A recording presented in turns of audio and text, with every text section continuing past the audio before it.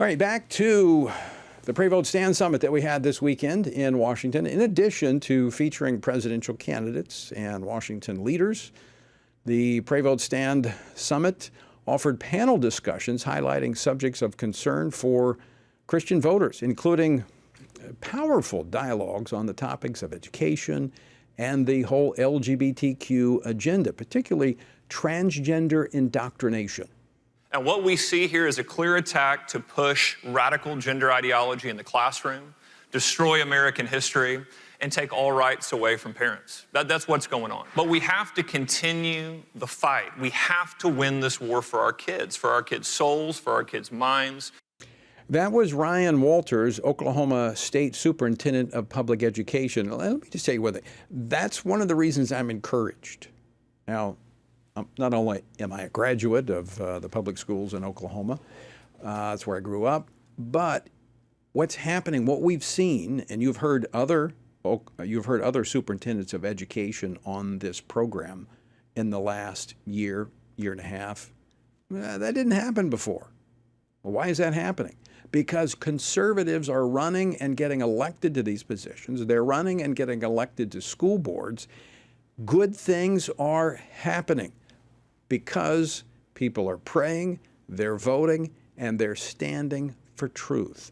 Joining me to review the many highlights from this weekend is FRC Senior Fellow for Education Studies, Meg Kilgannon. Meg, welcome back to Washington Watch.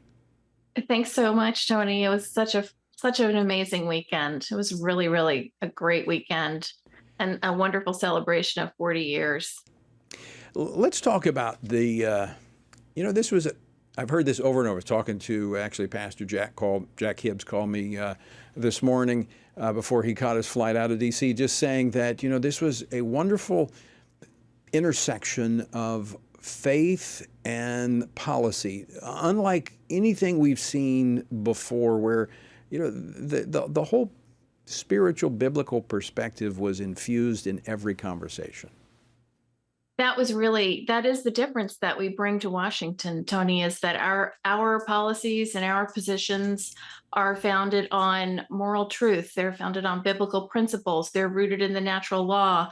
And so when we're voicing these positions on issues, whether it's in Washington, D.C., or it's happening on a school board, for example, when a Christian is on a school board, you're starting a conversation at a point where you're starting from the truth, the correct position.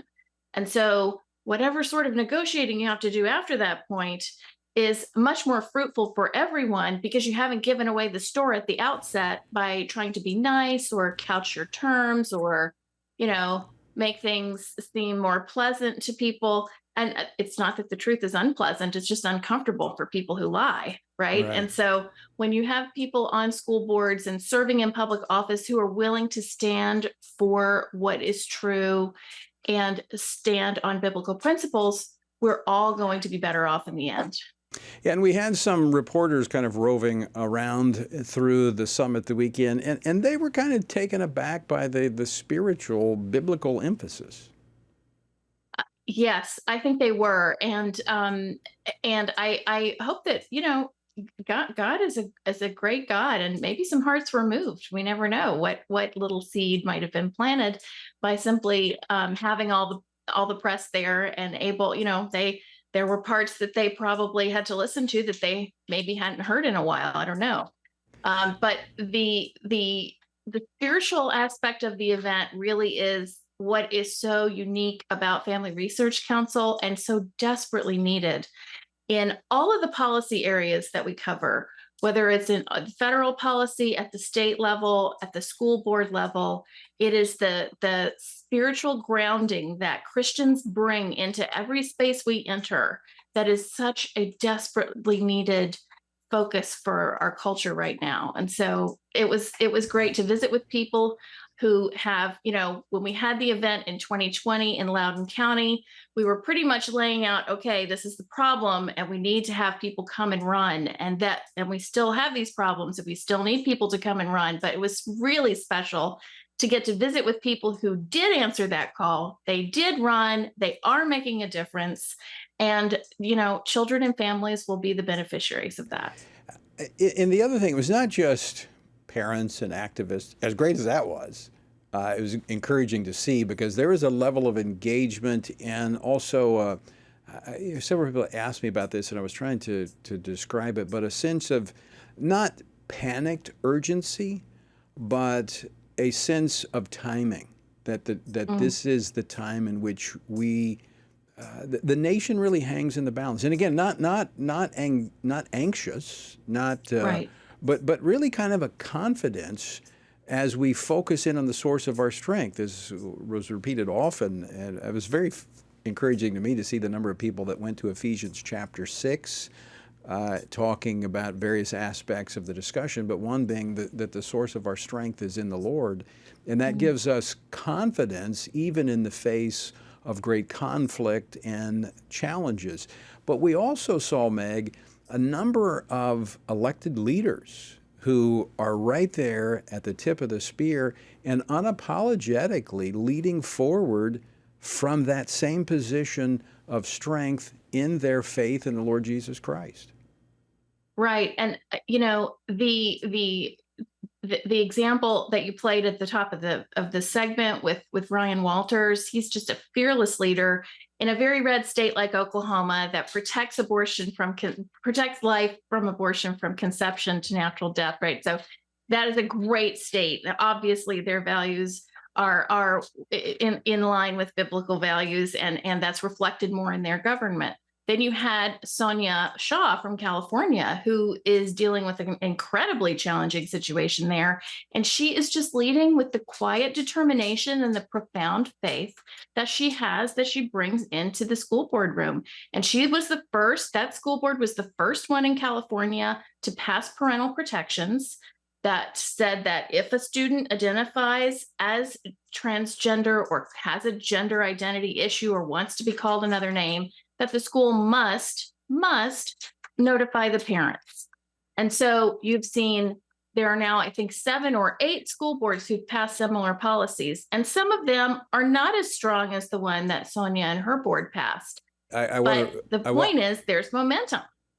With Sonia, I just want to state that because she came up to me and talked to me a couple of times.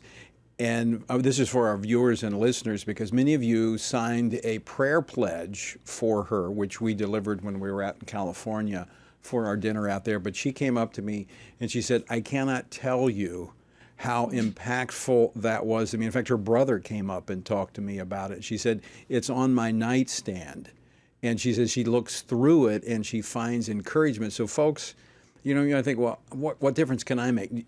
I just want you to know, simply by responding, when we ask you to respond, we don't do that for no reason, but we do it with intentionality.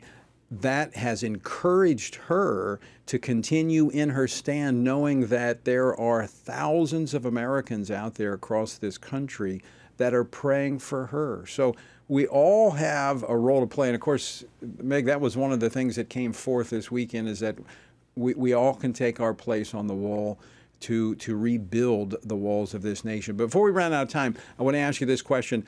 What was a highlight for you, 1 or 2 highlights from this weekend for you? I got to meet in the green room a couple of women. The gender panel that you did on Saturday with Amy and Brandon and Jennifer Bowens, I got to meet another mom who I had only known by a false name because her child was still identifying as transgender, and she was so focused on helping her child and but still wanted to work in secret to force some governmental change to get relief for her family.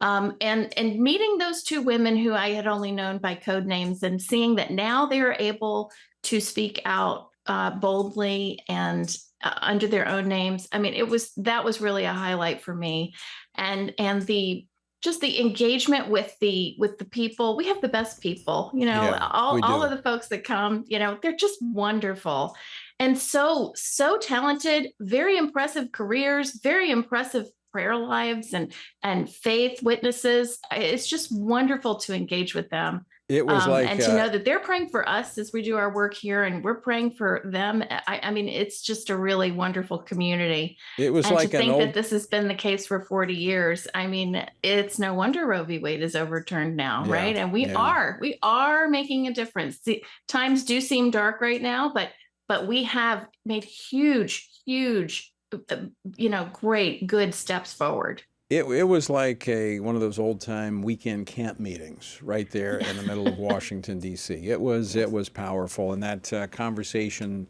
we had with Amy on that panel. This is the first time she's actually publicly come out in her real name and spoken about what she went through. Very powerful, and folks, I would encourage you to go to tonyperkins.com and you can actually watch those panel discussions. It was powerful. Meg Kilgannon, always great to see you. Thanks for joining us. Thanks for having me.